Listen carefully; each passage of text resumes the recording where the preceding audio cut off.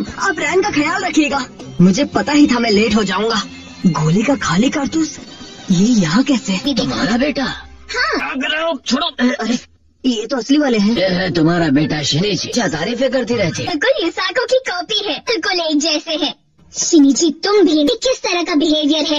अच्छा छोड़िए। युकिको, एक ख्याल से तुम ठीक कह रही। एक सस्पिशियस आदमी महीने पहले ये सीट एडवांस में बुक किया था। वो आदमी था या औरत समझ में नहीं आया, फ्लर पहन रखा था। हाँ वही शूटर। लेकिन वही सीट क्यों? वो एक अच्छी सीट है या महंगी सीट है? वो सीट उसके हिसाब से सही है, लेकिन अगर कोई अपना चेहरा छुपा कर आता है तो ऐसे इंसान को कोई भी याद रखेगा। समझ में नहीं आ रहा ये क्या है। ये दो अजीब से मार्क्स बॉडी पर के गले के ऊपर जलने के मार्क्स लग रहे हैं और इसके दाहिने हाथ पर खून के निशान है। आप ऐसा कीजिए कि ये केस शिनिची को सॉल्व करने दीजिए। शिनिची को सॉल्व करने दे तो बच्चा है और यहाँ सच में एक इंसान का मर्डर हुआ है नहीं है।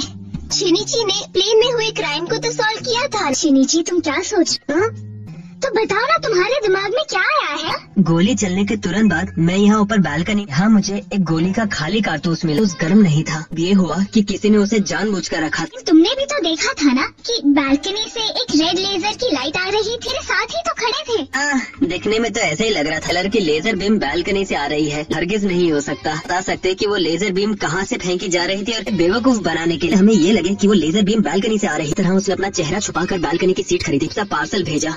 हम सबको भ्रम हो जाए और ऐसा लगने लगे कि मर्डरर एक्ट्रेसेस के पीछे पड़ा है। ये बात है। अब मैं समझा तुम्हें क्या कहना है। प्लान का एक हिस्सा था। इस फर्श को ध्यान से देखो, मछली पकड़ने वाले कील से बांधा गया था। अलावा यहाँ फर्श पर मार्किंग के निशान भी है, किसी चीज से काटा गया हो। इसी तार की लाइन पर गिरा। जानबूझकर किया है। अपराधी के जूते से ब्लेड या कोई धार वाली चीज अटैच ने तार को काटा और फिर आमर नीचे गिरा। उनके फ्रेंड्स यानी कि हम लोग बैक स्टेज के टूर के दौरान यहाँ से गुजरने वाले। ये हुआ कि आमर को गिराने वाला अपराधी के टाइम यही था और साथ ही हीथ के साथ स्टेज पर। इसी तरह उसने लेजर बीम को स्टेज से बालकनी में फेंक कर उसे शूट किया। हम उन चारों एक्ट्रेसेस में से किसी एक का है। लेकिन वो 6 फीट 3 इंच लंबा गोली कैसे मार सकता है? वो मिरर के पीछे भी था। जब की बात है। बताओ ना। मैंने अभी तक पता नहीं किया। अब मैं समझी, पता चल गया ना। मुझे बताओ ना, अब इस बात को सस्पेंस मत रखो। तुम्हारी हाइट कितनी है? 160 सेंटीमीटर। 5 feet 3 inch. और ये पैम्फलेट जो मेरे हाथ में है करीब 12 इंच का है, 1 फीट का। देखो मैं करना तो नहीं चाहता, तुम इसे अपने सिर पर रखकर मिरर के सामने खड़ी हो जाओगी। हाँ, किंतु मैं से आखिर क्या साबित करना चाहती हो शिनिची?